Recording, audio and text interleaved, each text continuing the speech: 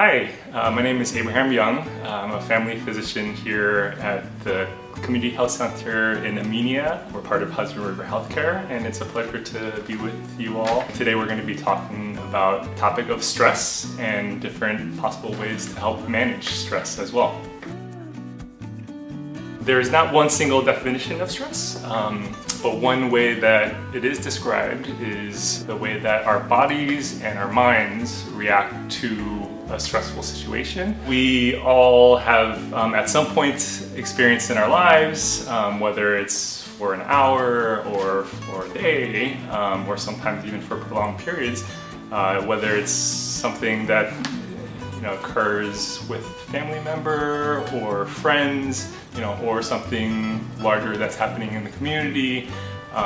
Something sometimes can cause us stress, and that's a normal part of our bodies and how it reacts to different things that are happening around us. Stress sometimes can be useful to us. For instance, if there is bad weather outside, such as thunder and lightning, and the stress helps us to stay indoors and stay safe away from the dangerous weather outside, so as an example. But on the other hand, there are times when stress can be over intense or prolonged, and that can end up causing effects on our minds and our bodies in a way that is unhealthy. It can be helpful to recognize the signs of stress and also take some time to explore if there are steps that we may be able to take to help the situation. So symptoms of stress can vary from person to person. Someone may become quiet or withdrawn. Others may feel sometimes depressed or even angry or lash out, but it can really vary from person to person. Sometimes stress can also cause some physical symptoms such as headaches. It can also cause an upset stomach. Sometimes people can have muscle tension, particularly in the neck, in the shoulders. So there's also a hormone that the body can produce during times of stress, known as adrenaline, and it does act on the body in different ways, including increasing your heart rate, make you more alert. Like mentioned before, this can be helpful to us in certain situations, but in other times, if it's over intense over a prolonged period, it can also cause eventual effects such as weakening of your immune system, or even increase the risk of certain conditions or the risk of heart attack or stroke. In some cases, stress can also affect other health conditions that someone may have. For instance, it could also raise someone's blood pressure. They have blood pressure issues to begin with. It can also affect someone's ability to eat regular meals and eat healthy, and therefore it can affect their diabetes, for instance. Stress can have a lot of different effects, and it can also affect the relationships in someone's life. For instance, it can contribute to tension with a partner, or even affect the way sometimes someone may interact with their child or with a parent or a sibling.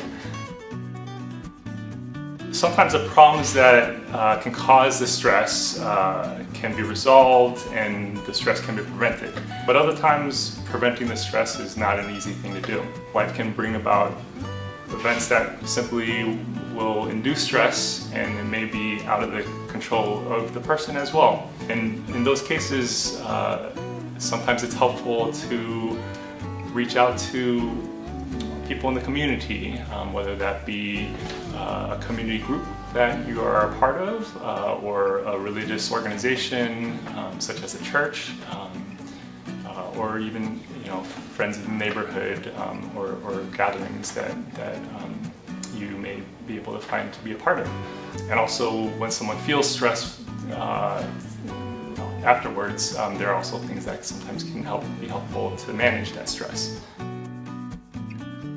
There are as many different ways of dealing with stress as there are people, but a few things that we often recommend are kind of the basics of everyday life. For one thing, sleep. Sleep is very, very important for our bodies. An average person needs about 7 to 8 hours of sleep a night, somewhere near there, and that's so that our body has time to rest, relax and re-energize from the mental, physical, and emotional energy that we've been spending throughout the daytime, so that our body can have that space and that time to recuperate.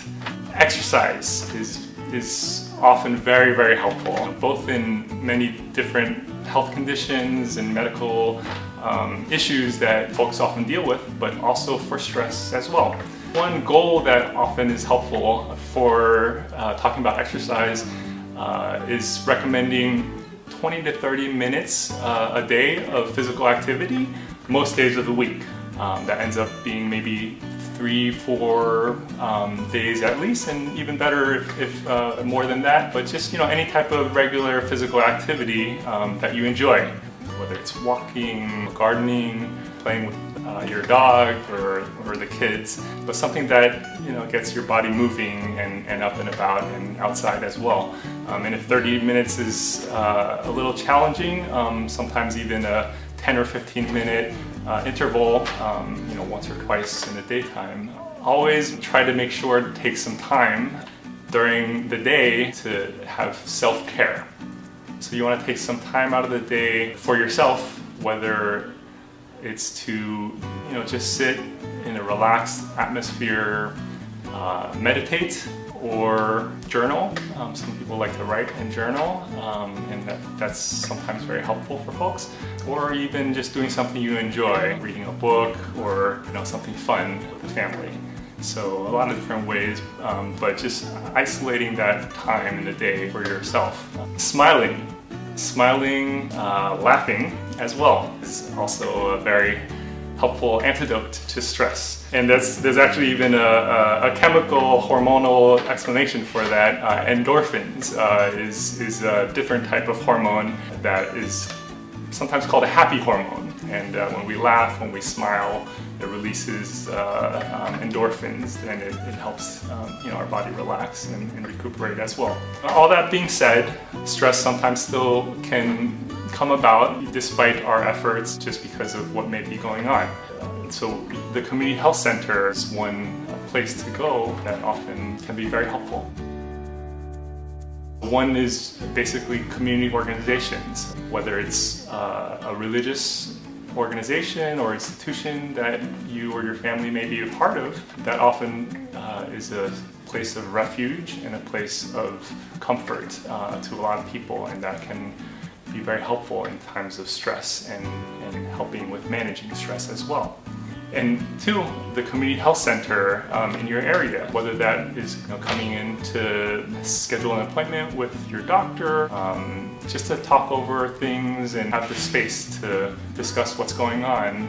Community health center, oftentimes there are also other resources such as a social worker and licensed therapists as well. And lastly, another place to go as a resource is often very helpful, or not the most helpful, is friends and family. Folks who have known you for a long time, and through good times and bad, because they often know you best, and they may even know how best to make you smile or even laugh.